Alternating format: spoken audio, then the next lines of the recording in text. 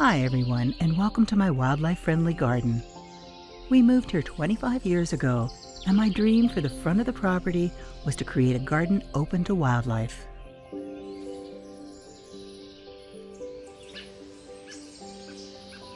Here's the story of the before and after. I dreamed of finding a property just like my favorite childhood book, Little House in the Big Woods, and making a garden there.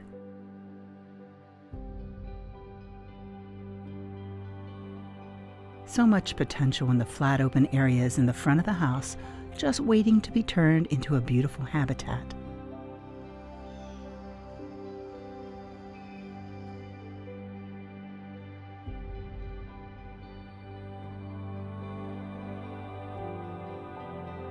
I loved the way that the house was set in the property, surrounded on all sides by tall oak trees.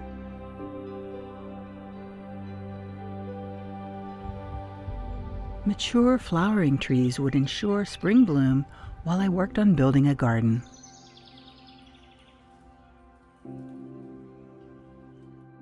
You can see how many trees we have on this property, but there was so little bird song when we moved here. I had to fix that, so I turned to this book for guidance. I learned 4 things that were essential to support wildlife: water, food, shelter, and a place to raise their young. Not so different from humans, right?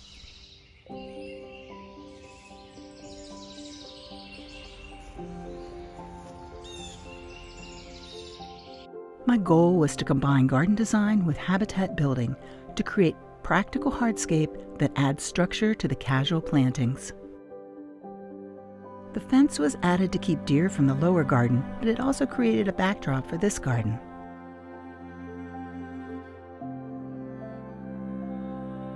The end of the house had a striking roof line. I repeated the pattern to design a simple arch in front of the gate.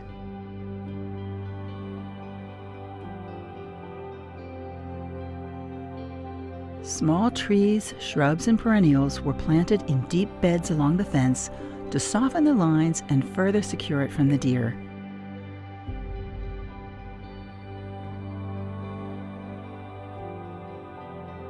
This gateway has come to define the front garden, while the path leads to a very different garden behind the fence.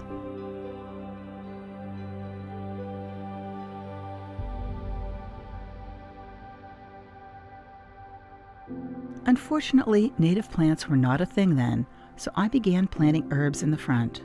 The trees underplanted with grass were awkward looking and not wildlife friendly. Adding shrubs to connect the trees to the ground was a priority to provide wildlife cover.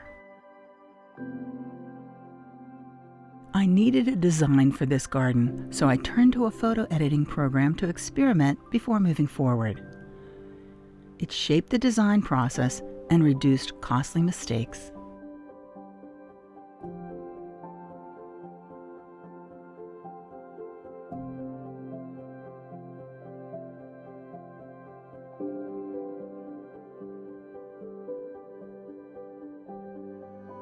The lines of the split rail fence provide a background for the understory and keep the eye in the garden instead of in the neighbor's yard.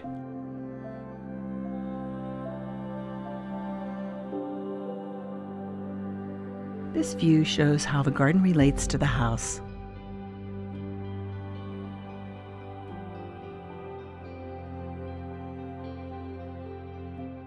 And how it softens the view of the street.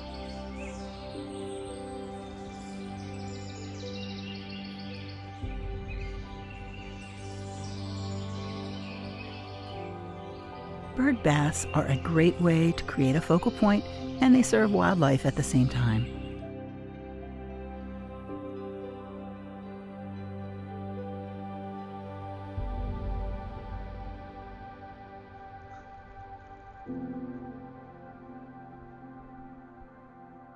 Let's look at how the fence gardens and the herb circles work together through the seasons.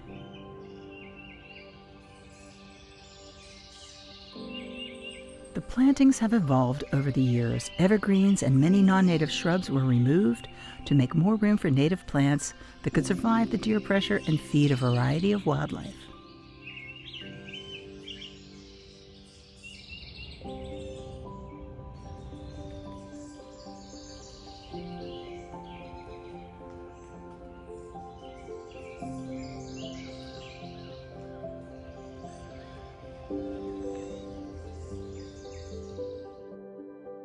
I discovered a path of concrete pavers along the north side of the house, partially buried. While I underplanted a small existing dogwood, I used the same digital design process to experiment expanding this bed before digging.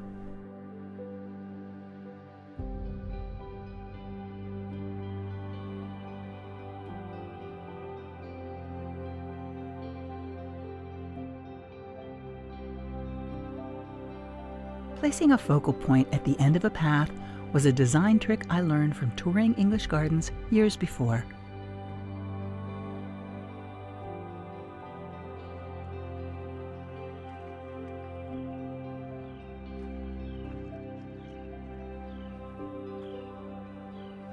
This beautiful lawn required enormous amounts of fertilizer and weed killer to survive.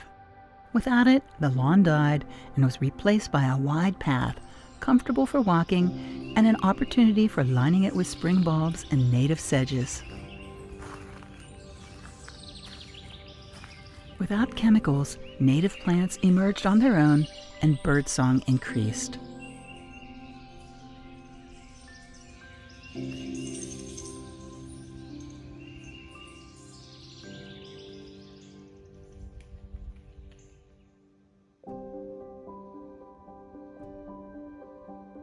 A large bird bath on the ground brings the wildlife to where I can see them from my kitchen window and enjoy them.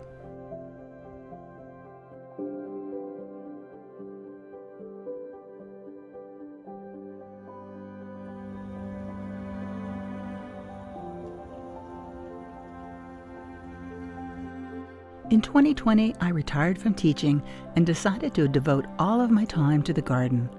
I turned to one of my favorite garden books for guidance in increasing both design ideas and native plantings.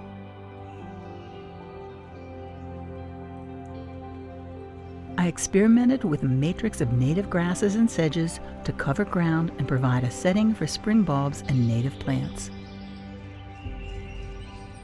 And while your eyes are drawn to the showy alliums and peonies, hundreds of native plants are doing the work of biodiversity below them.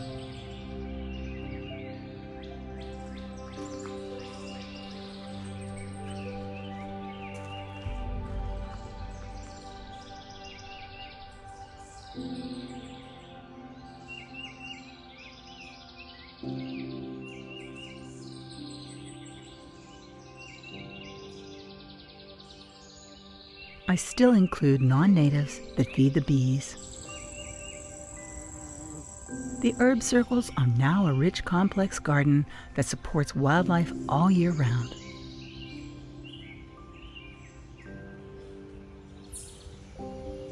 The tufted hairgrass is tolerant of partial shade, mingles well with other plants, and is ethereal in the sunlight.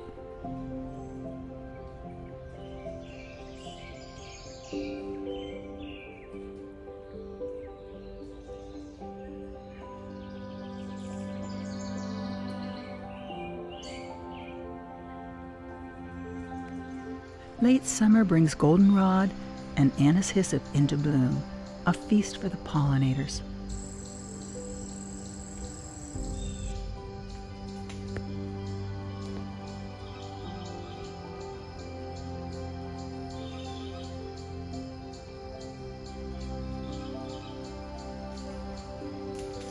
The garden in early October is glorious, providing the natural effect that I was hoping to achieve.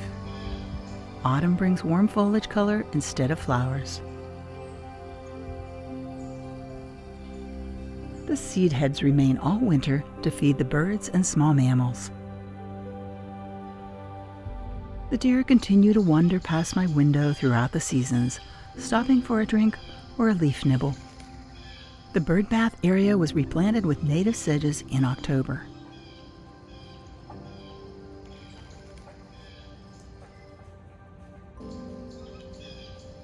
This garden is a constant source of joy, bursting with life and beautiful surprises.